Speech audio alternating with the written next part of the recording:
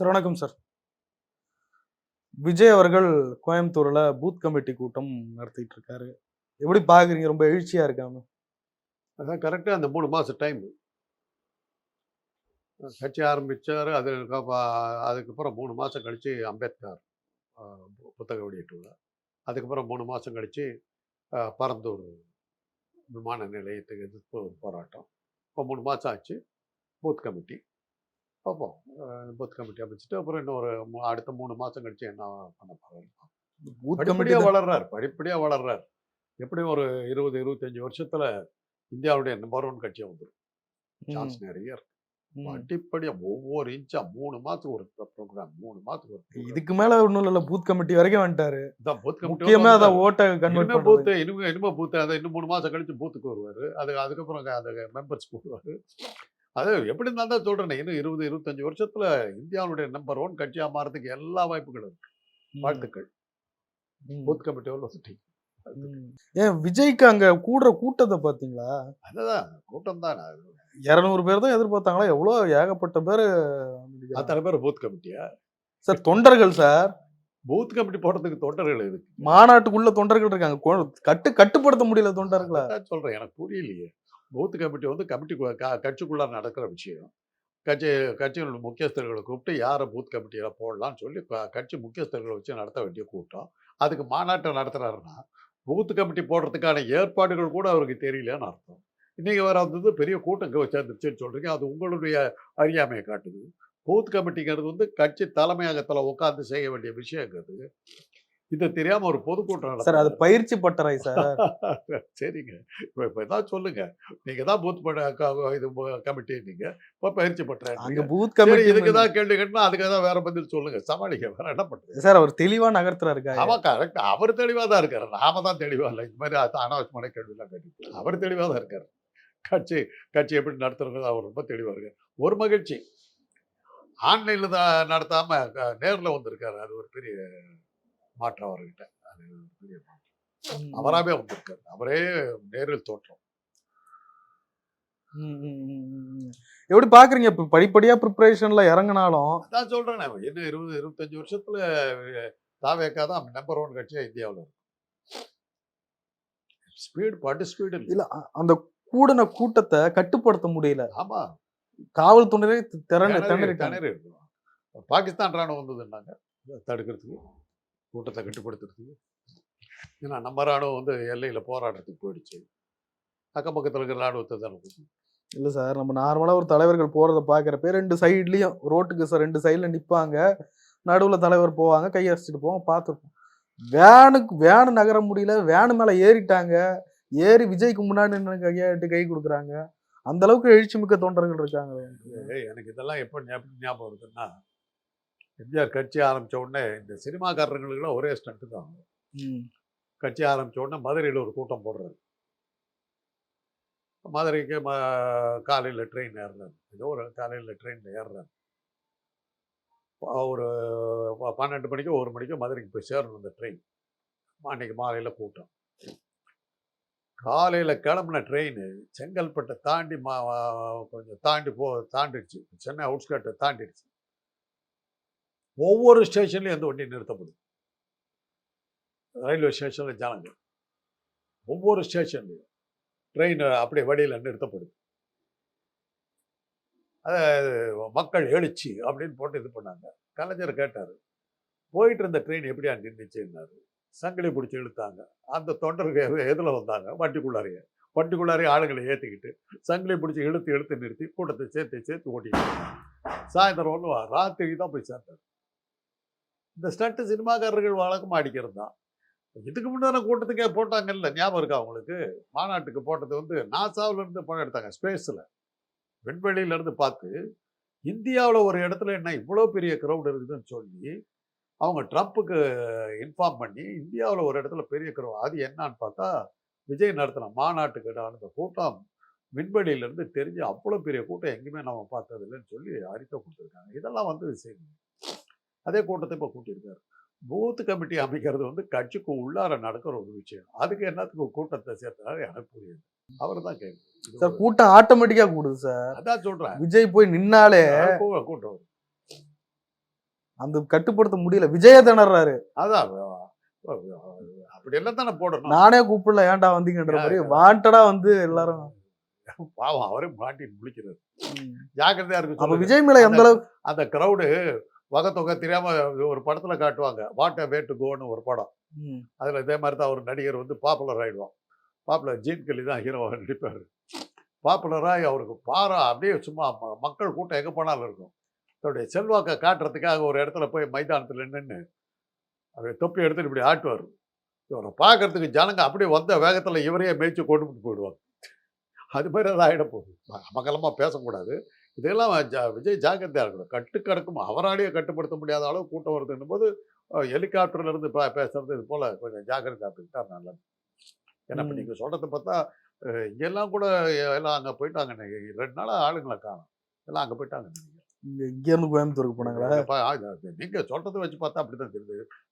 இந்த மொட்டை மாட்டிலாம் ஆளுங்க நிற்பாங்க, யாருமே காணும். ஒருவேளை கோயம்புத்தூருக்கு போயிட்டாங்களா?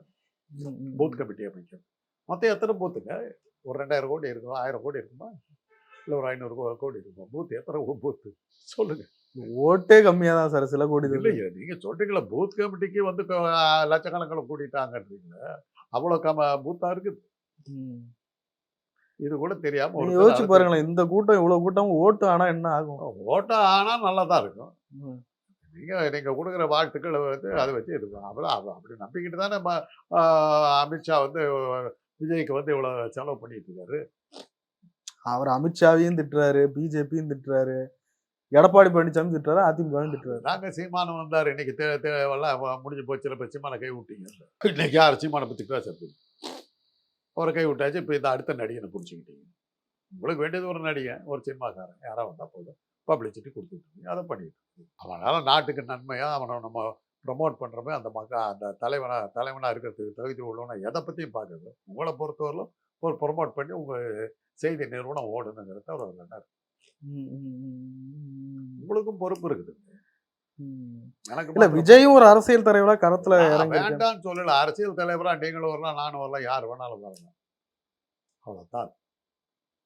கிடைக்கிற விளம்பரம் நீங்க பண்ற செலவை பொறுத்து. என்கிட்ட காசு இருந்தா நான் இன்னும் பெரிய கட்சியா வந்திருக்கேன். திருமாவளவன் திடீர்னு அறிவிச்சிருக்காரு, நான் விஜய்க்கான கூட்டணி கதவுகளை மூடிட்டேன். அதெல்லாம் பேசுறதுல அர்த்தம் இல்லை. யார் என்ன இவர் வந்து கேட்டார் அவரு. ஆனா அவர் ஒருத்தர் இன்னைக்கு வரல என்ன சொன்னார் அவரு? ஆட்சியில் பங்கு கொடுப்பேன்னு சொன்ன ஒரே கட்சி வந்து விஜய் கட்சி தான். அப்பவே என்ன சொன்னாங்க? என்ன விமர்சனம் வந்தது? தனக்கு மந்திரி தான் வந்து சீஃப் மினிஸ்டராக இருக்கிறது யோகிதை இல்லை, தனக்கு தகுதி இல்லை, ஆட்சியில் பங்கு கொடுத்து நீங்கள்லாம் சேர்ந்து காப்பாற்றினாதான் உண்டுன்னு யாராவது எந்த தலைவனாவது சொல்லுவானாங்கிறதான் கேள்வி. தமிழ்நாட்டை பொறுத்தவரையிலும் இன்னைக்கு வரல வந்து கூட்டணி கட்சி ஆட்சி இருந்ததே இல்லை. கூட்டணி கட்சி ஆட்சி வச்சதுனால தானே பழனிசாமி நாசமாக போனார். அவங்களுக்கு பதவி கொடுத்ததுனால தானே காணாமல் போனார். தமிழ்நாட்டை பொறுத்தவரையிலும் தேர்தல்னு வந்ததில் இருந்து 1920களில் ஆரம்பித்த தேர்தல்லேருந்து இன்னைக்கு வரையிலும் கூட்டணி ஆட்சின்றது ஒன்று நடந்ததே கிடையாது. கூட்டணி கட்சிகள் சப்போர்ட் இருக்கும். கூட்டணி கட்சிகள் ஆட்சியில் பங்கு இருக்க மாட்டாங்க. ஆட்சியில் பங்கு கொடுத்தீங்கன்னா மகாராஷ்டிரா என்னாச்சு? நிதிஷ்குமார் எங்க? சந்திரபாபு நாயுடு எங்க? கதை அவ்வளோதான். சொல்ற பற்றி கட்டிட்டு உட்காந்துட்டு. அதனால தான் இப்போ விஜய் வந்து எடுத்தபடியே வந்து நான் ஆட்சியில் பங்கு கொடுப்பேன்னு சொல்லும்போது தான் மேலே நம்பிக்கை இல்லைன்னு அர்த்தம். எனக்கு ஆட்சி பண்ண தெரியாது, நீங்கள்லாம் சேர்த்து காப்பாற்றினா தான் உண்டுங்கிறது வாக்குமூலமாக கொடுத்த மாதிரி தான் அர்த்தம். அப்படி தான் அரசியல் பார்வையாளர்கள் சொல்கிறாங்க. அதனால் அதெல்லாம் அவருக்கு இருக்குது. இதெல்லாம் பிரச்சனைகள் இருக்குது. அதெல்லாம் அவருக்கு புரியுதா என்னன்னு தெரியல. ஏன்னா அவருக்கு என்ன பொறுத்தவரை இந்த நிமிஷம் வந்து அரசியல் அவர் சீரியஸாக எடுக்கல. பூத் கமிட்டி அமைக்கிறது வந்து கட்சிக்குள்ள நடத்த வேண்டிய விஷயம். அது ஒரு மாநாடு மாதிரி நடத்துனது. அவருக்கு அதுவே புரியல. அது இடம் கொள்ளல சார். அதுதான் சொல்றேன். இது மாதிரி உங்க ஆளுங்களை நீங்களே ஏற்றி விட்டீங்கன்னா வேற என்ன இருக்குது? சொல்லுவாங்க, பைத்தியம் பிடிச்ச குரங்குக்கு கண்ணையை ஊற்றி கொடுத்துட்டாங்கிற மாதிரி கண்ணு ஊத்துறீங்க. அவ்வளோதான் நடக்குது. பூத் கமிட்டிக்கு வந்து கட்சிக்குள்ளார ஆபீஸில் நடத்த வேண்டிய விஷயம். அதுக்கு கோயம்புத்தூர்ல போய் இறங்கி கூட்டத்தை கூட்டி. கொங்கு மண்டலம் ஒரு முக்கியமான பகுதி இல்ல இருக்குதுங்க. எந்த மண்டலம்? அப்போ அந்த இடத்துல தான் அவருக்கு ஓட்டு இருக்குது. மற்ற இடத்துல இல்லை சார். முக்கியமான பகுதி. அப்போ அந்த இடத்துக்கு தான் அவர் முக்கியம். அந்த இடத்துக்கு தான் போவார். வேற இடத்துக்குலாம் போக மாட்டார். திமுக அசைச்சு பாத்திரலாம் அப்படின்ட்டு வேற இடத்துக்கெல்லாம் போக மாட்டார். அப்போ கொங்கு மண்டலத்துக்கு மாத்திரம் அந்த ஓட்டு கேட்பாரா? கொங்கு மண்டலத்தில் பார்த்தா தான் போச்சு. இல்ல சென்னையில பண்ணாரு, இப்போ பூத் கோவைக்கு வந்திருக்காரு. கமிட்டிங்கிறது வந்து என்னன்னு நீங்க சொல்லுங்க, எனக்கு அதை சொல்லுங்க. உங்களுக்கு அது புரியுதான்னு பார்ப்போம். இப்போ பேசிக்கிட்டே இருக்கிறீங்க, உங்களுக்கு ஏதாவது பூத் கமிட்டி சார், தெரியும்? அடிமட்டத்துல போயிட்டு வாக்காளர்களோட போய் பேசி அங்க வேலை செய்யும் சார். பூத் லெவல்ல ஏஜென்ட்டை நியமிச்சு அங்க போயிட்டு கன்வெர்ட் பண்ணுவாங்க. எத்தனை பூத் இருக்குதுங்கிறத கணக்கு போடுங்க. ஒரு பூத்துக்கு 4 பேர் 5 பேர் அப்படின்னு போட்டு வைக்கணும். அதுதான் பூத் கமிட்டி. வாக்காளர்களை மொபிலைஸ் பண்றது, வாக்காளர்களை கூட்டிகிட்டு வர்றது எல்லாமே அவங்களுடைய பொறுப்பு. அதுக்கு பிறகு அந்த கவுண்டிங் ஏஜென்ட்ல அவங்கெல்லாம் ஒரு ஆள் உள்ள போவாங்க. ஏன்னா நம்ம பூத் கமிட்டியிலேருந்து இவ்வளோ பேரை மொபிலைஸ் பண்ணியிருக்கிறோம், நமக்கு ஆதரவாளர்கள் வந்திருக்காங்க, அத்தனை வாக்குகளும் உள்ள உழுதுதாங்கிறத பார்க்கறதுக்கு அவங்க தான் கவுண்டிங்கில் உட்காரணும். இதுதான் பூத் கமிட்டி. இதுக்கு வந்து லட்சக்கணக்கான பேரை கூப்பிட்டு வருவீங்களா? அவங்களுக்கு பலம் இருக்கு, கூப்பிட்டு வராங்க. என்ன அவங்க எனக்கு ஆளு கொண்டு கூட வச்சுக்கிறாங்க. நான் என்ன எனக்கு என்ன புரியுதுன்னா, பூத் கமிட்டின்னா ஓட்டு போடுறவங்க எல்லாம் பூத் கமிட்டி மெம்பர்ஸ் வச்சுக்கிட்டாரு, வாக்காளர்களே பூத் கமிட்டி வச்சுக்கிட்டாரு, அப்படியே கூப்பிட்டு வந்துட்டாரு. நீங்க தானே விஜய்க்கு செல்வாக்குல ஆதரவு பண்ணீங்க, பாருங்க கூட்டத்தை. பயங்கர ஆதரவுங்க. இப்ப நீங்களாம் இருக்கிறீங்களா, அப்புறம் என்ன இந்த மாதிரி ஏற்றி விட்டா போதாதான், பூந்து விளையாடுங்க. அதான் சொல்றேனே, வைத்தியம் முடிச்ச குரங்குக்கு கல் ஊற்றி கொடுத்த மாதிரி ஏதாவது ஏற்றி விட்டுக்கிட்டு இருக்கிறீங்க. அவர் தெளிவா இருக்காருங்க, அவர் தெளிவா இருக்காரு. ஒவ்வொரு மூவுக்கும் 3 மாசம் எடுக்கிறாரு டைம். அமித்ஷா நொற தள்ளிடுது அமித்ஷாவுக்கு ஒரு கிளப்புறதுக்குள்ளாரு. பாருங்க, பழனிசாமி எல்லாம் எவ்வளவு ஒபீடியன்ட்.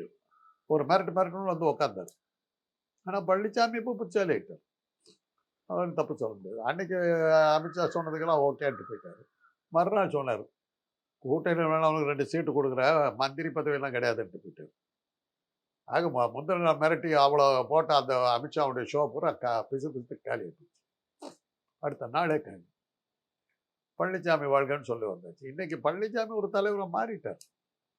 அடிமையாக இருந்த பழனிசாமி என்னைக்கு வந்து மறுநாளே வந்து அமித்ஷாவை தூக்கி எறிஞ்சுட்டு ஆட்சியில் பங்கு கிடையாது, அதெல்லாம் ஒன்றும் கிடையாது, கூட இருந்து இருக்கிறதா தான் சப்போர்ட் கொடுக்குறது, அவ்வளோதான், வெளியில தான் இருக்கணும், உள்ளேலாம் வர முடியாதுன்னு எப்போ சொன்னாரோ பழனிசாமிக்கே முதுகெலும்பு வந்துருச்சு.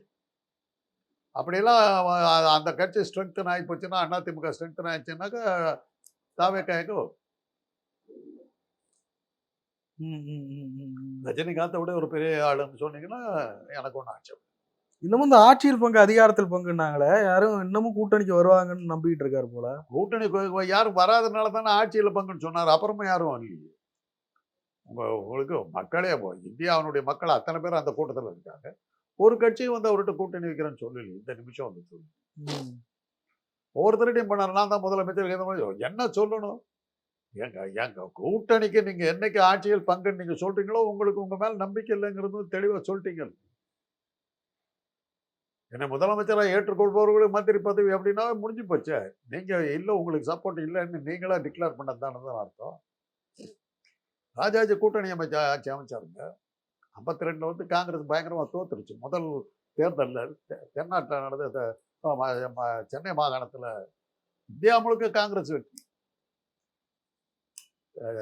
மெட்ராஸ் மாகாணத்தில் காங்கிரஸ் தோல்வி. கம்யூனிஸ்ட் வந்துட்டாங்க. நியாயமாக கவர்னர் வந்து ஆட்சி அமைக்கிறது கம்யூனிஸ்டுகளை தான் கூப்பிட்டுருக்கணும். அன்னைக்கா யோகித்தனம் ஆரம்பமாயிடுச்சு.